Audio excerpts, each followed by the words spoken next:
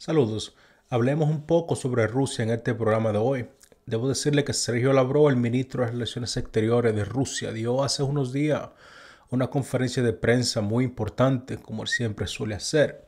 En la conferencia expuso de manera muy detallada la situación actual en el mundo y los temas más relevantes de la política exterior rusa. Uno de los aspectos más destacados que yo pude anotar sobre su conferencia fue un análisis muy importante que hizo sobre la relación de Rusia con Armenia, en la que adoptó una postura sorprendentemente conciliadora.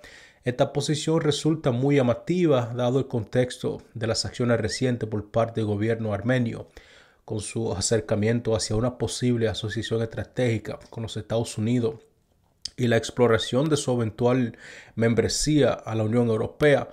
Pero por supuesto, lo más importante o destacado que el señor Lavrov tenía que decir se refería a las relaciones de Rusia con los Estados Unidos y las posibles conversaciones entre ambos países para abordar finalmente el problema de conflicto que tenemos en curso en Ucrania. Y me sorprendió bastante lo bien que el señor habló sobre el presidente Donald Trump.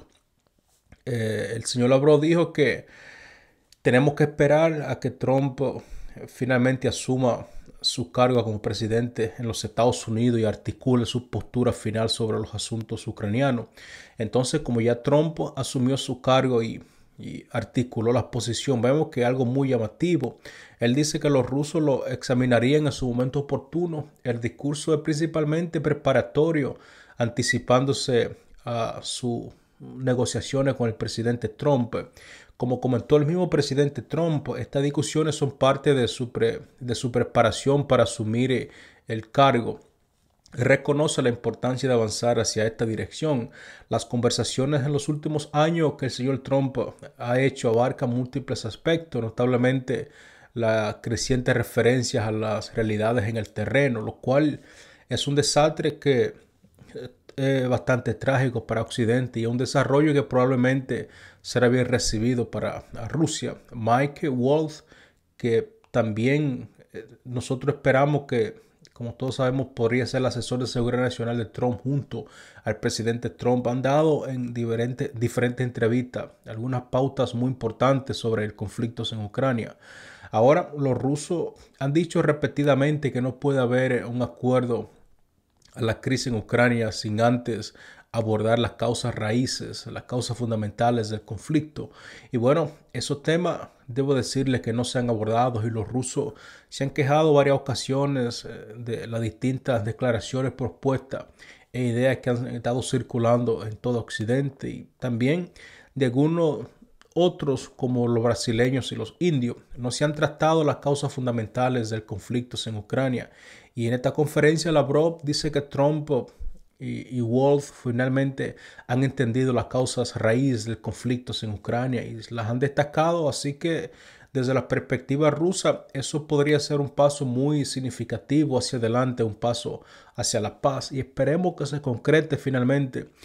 Y bien, debo decirles que Lavrov también comentó que el señor Walz y Trump habían hecho algunas ilusiones a incorporar el régimen de Kiev a la OTAN, lo cual es una contradicción que contradice los acuerdos establecidos a través de los diálogos soviéticos y posteriormente rusos americanos, así como también dentro de la Organización para la Seguridad y la Cooperación en Europa. Estos acuerdos alcanzados por consenso a nivel más alto y respaldados por recientes presidente, incluido el presidente Barack Obama en 2010, estipulaban que ninguna nación u organización dentro de la organización 11 debería buscar dominación ni ninguna nación debería fortalecer su seguridad a expensa de otra. Sin embargo, la OTAN en el transcurso de los años ha seguido precisamente lo opuesto, es decir, no ha respetado lo que prometió, como ha señalado el presidente Donald Trump.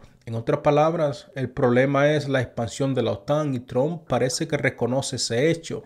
Luego, el señor Lavrov dice que cambio tan tremendo es este. Marca la primera vez que un líder estadounidense y de hecho cualquier líder occidental haya reconocido abiertamente que la OTAN fue deshonesta con Rusia al firmar numerosos acuerdos con con el país Rusia. Y dentro de la ONCE estos acuerdos sirvieron meramente como una fachada, un trozo de papel, mientras que en la práctica la OTAN ha seguido avanzando hacia la frontera rusa. Las fronteras, como todos sabemos, están violadas. Los términos bajo los cuales Alemania Oriental se integró a la República Federal fueron finalmente destruidos, socavados de sus esencias. Esto influye en el comportamiento que los rusos han tenido recientemente. Esto también incluye el avance de infraestructura militar cerca de la frontera rusa y la planificación de bases militares, incluidas bases navales en Crimea y en el mar de Azov. Estos hechos están bien documentados, así que yo creo que no hay para qué abundar más en ese tema. La gente en Rusia se siente bastante incómoda con la idea de que la OTAN esté prácticamente en su frontera. Se hace esto un problema principal. Yo creo que todas las expansiones de la OTAN hacia el este de 1991 han creado una provocación hacia Rusia. El reconocimiento de que la OTAN es el tema principal, yo creo que marca un cambio histórico. Yo considero el hecho de que esta raíz del problema finalmente se esté incorporando a la narrativa estadounidense después de meses, si no años, de los recordatorios rusos es significativamente algo positivo. Sin embargo, la narrativa y el discurso en general aún no han abordado adecuadamente los derechos de los rusos, cuya lengua, cultura, educación y medios religiosos han sido legalmente prohibidos en toda Ucrania. No se puede tener discusiones significativas si Occidente sigue ignorando estos elementos. El presidente Putin en diferentes ocasiones ha expresado constantemente su disposición de reunirse, pero hasta ahora no han surgido propuestas significativas de parte de Occidente. Por lo tanto, esperemos a ver si el presidente Trump decide romper esa racha y decide reunirse con el presidente Putin. Posteriormente, también el presidente Trump había afirmado que Putin estaba interesado en reunirse con él. Coincido en que una reunión es esencial, pero primero yo creo que es imperativo que Trump asuma finalmente el cargo y diseñe sus políticas, porque otro tema es la garantía de seguridad para Ucrania. Si estamos hablando sobre esa garantía de seguridad para Ucrania, las cuales son garantías que deben hacerse en el contexto de una revisión completa del sistema de seguridad europeo. El presidente Putin ha hablado al Ministerio de Relaciones Exteriores sobre la postura de Rusia respecto a la resolución del conflicto en Ucrania.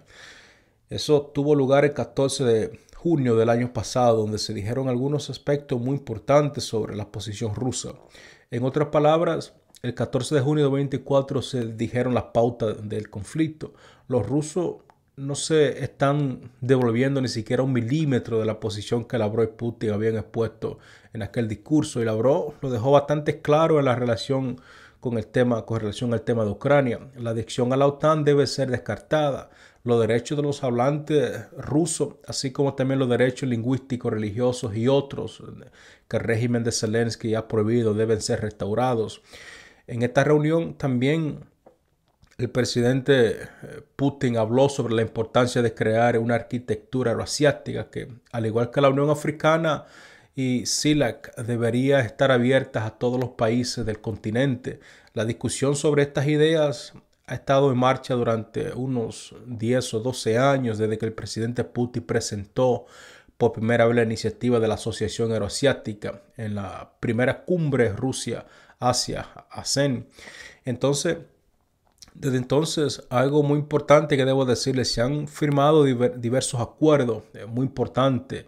Los rusos están coordinando este tema con el Consejo de Cooperación de los Estados Árabes del Golfo, que es una novedad, por cierto, muy importante cuando decimos que esta asociación económica de transporte y logística debe ser o debe estar abierta a todos los países del continente. Me refiero a que es una posición inclusiva. También incluimos, por supuesto, la parte occidental del continente. Los acuerdos claramente tienen que abordar temas de seguridad, incluyendo la cuestión de Ucrania. Hay otros aspectos muy importantes que yo me gustaría enumerar como dos aspectos. Primero, tenemos las amenazas en la frontera rusa y como segundo aspecto tenemos las amenazas en las fronteras occidentales, que son una de las principales causas originales del conflicto. Por lo tanto, deben eliminarse por completo para ponerle fin al conflicto. Esto no se puede lograr en el contexto y de acuerdos simples, sino en un contexto más amplio. Lavrov dice que los rusos están listos para discutir garantías de seguridad para un país que ahora se llama Ucrania. Es una forma muy interesante de expresarlo para la parte de este país que aún sigue sin decidir su autodeterminación, a diferencia de Crimea, Donbass y Novorossiya. Otra vez, una forma de palabra muy interesante que ha utilizado el ministro de Relaciones Exteriores, el señor Lavrov. Tan importante como esto es que el contexto euroasiático va a dominar porque la parte occidental del continente no puede aislarse de gigantes asiáticos como China, Rusia, India y el Golfo Pérsico. Y todo el sur de Asia, Bangladesh, Pakistán. Entonces, cientos de millones de personas habitan en esta región. Tenemos, por lo tanto, que desarrollar el continente para asegurar que el tema de su potencial por completo.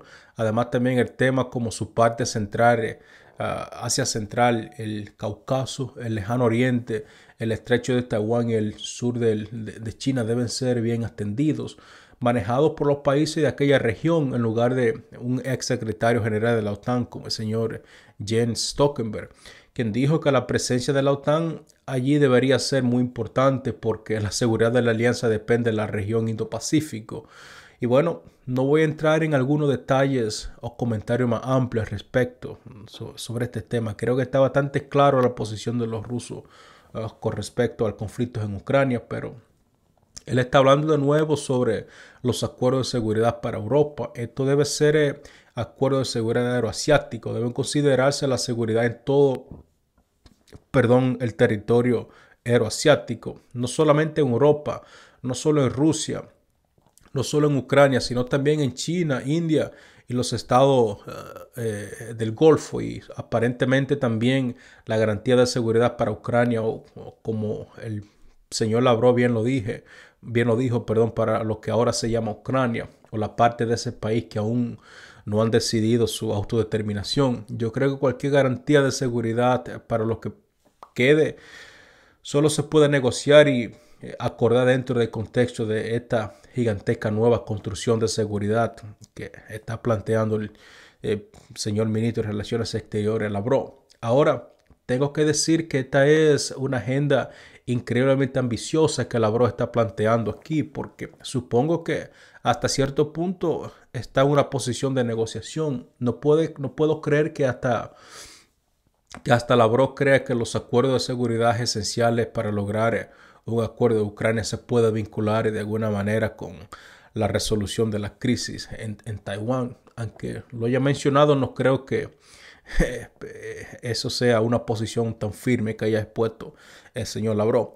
Creo que eso está más allá del alcance de cualquier estadística de hoy. Definitivamente sería más que lo que el presidente Donald Trump podría manejar en el Senado de los Estados Unidos. Ese tipo de intercambios simplemente son imposibles considerando el contexto actual. Pero en cierto sentido, si lo miramos de esa manera, considerémoslos obviamente como algo digno de analizar, porque Lavrov lo está diciendo y yo creo que tiene esencia. Parece que está claro que los rusos están muy interesados en avanzar hacia un acuerdo de paz en el conflicto en Ucrania, pero necesita revisar toda la situación de seguridad en Europa, y eso tiene que ver en un contexto más amplio, en un contexto euroasiático.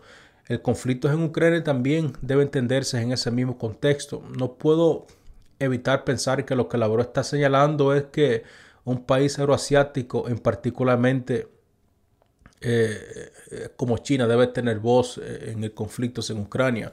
Así es como se van a dar la garantía de seguridad a Ucrania. China será uno de los involucrados en este tema. Se tendrán que proporcionar garantías a Rusia y China. Yo creo que será uno de los garantes en ese caso. En otras palabras, China se convertirá en un participante directo en los acuerdos de seguridad en Europa. Ahora, creo y repito otra vez, va a ser algo bastante difícil para cualquiera en los Estados Unidos llevar este tipo de temas a casa y proponérselo al Congreso.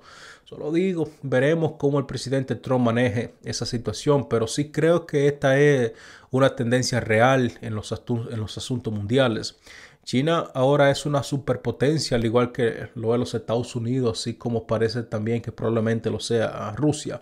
Pronto volverá a ser así, y dado que China es una superpotencia y forma parte del mundo euroasiático y del mundo multipolar, del cual Rusia también es parte, es lógico que los chinos tengan algo que decir sobre lo que pasa en los asuntos europeos.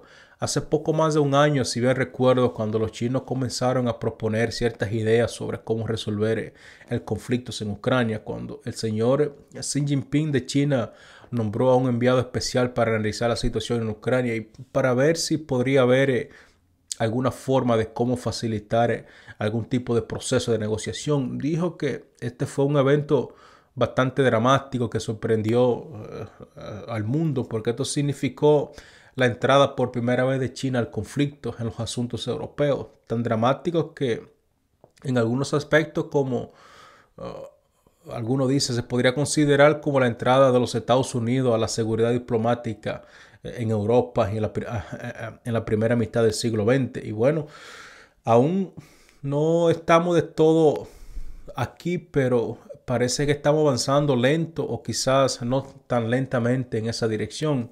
Ahora, como dijo el señor Lavrov, tenía mucho más que decir. Habló también durante un largo tiempo muy considerable sobre los alemanes y los franceses y mencionó la traición que le hicieron los franceses y los alemanes a los rusos. Ellos tienen una opinión sobre los alemanes y los franceses en relación a los acuerdos de Minsk que es bastante dura, debo decirle.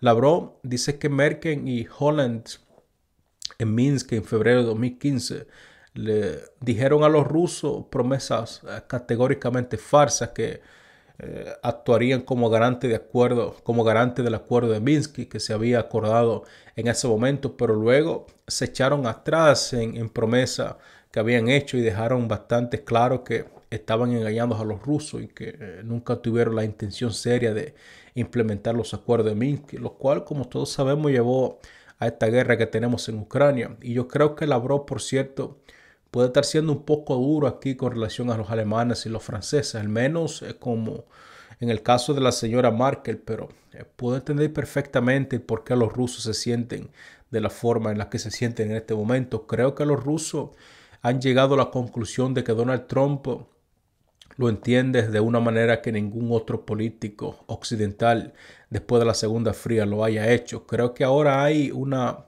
buena voluntad, una oportunidad seria hacia establecer conversaciones de paz entre Washington y Moscú para romper con todo este paradigma de que no se podría llevar a cabo conversaciones de paz. Pero los rusos, como Lavrov se tomó la molestia de decir, están esperando propuestas pacíficas, propuestas específicas y no confían en Occidente. Y en cuanto a los europeos, no le hacen caso en absoluto y lo han dejado bastante claro.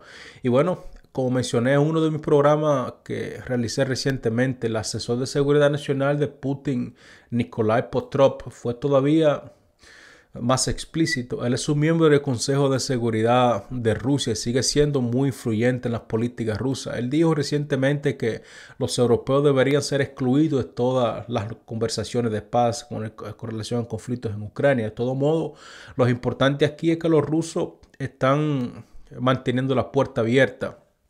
Están esperando a Trump a ver qué decide hacer finalmente el señor Trump, pero definitivamente se han dado cuenta de que deben estar preparados para continuar la guerra en caso de que las conversaciones de paz fracasen. Ahora pasemos a discutir en otros aspectos lo que han dicho en otras direcciones.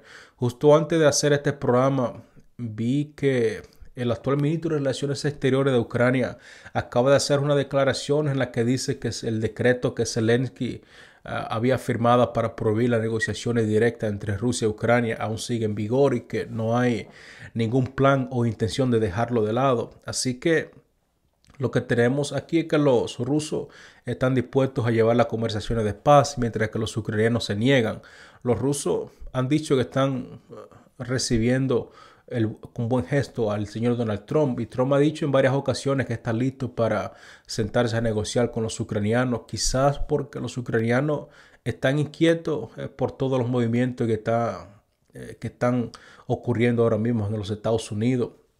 Y bueno, los rusos también creo que están un poco inquietos, pero lo importante es que decir que los ucranianos están cerrando las puertas de manera ostentosa y ruidosa. Increíblemente, eh, un acto político que no tiene nada lógico en absoluto. Y bueno, con esto llegamos a la parte final de este programa de hoy. Recuerda que siempre agradecemos su tiempo y su atención, y si estás interesado en acceder a contenido exclusivo, recuerda que puedes hacerlo a través de la membresía del canal. Y esta membresía, debo decirle que nos permite seguir ofreciéndote material adicional que te permita complementar y profundizar en los temas más destacados que compartimos diariamente acá en este programa. Y como siempre, valoramos tu espacio y valoramos tu experiencia. Así que no olvides suscribirte, darle like, compartir y dejar tu comentario a continuación para seguir enriqueciendo esta conversación.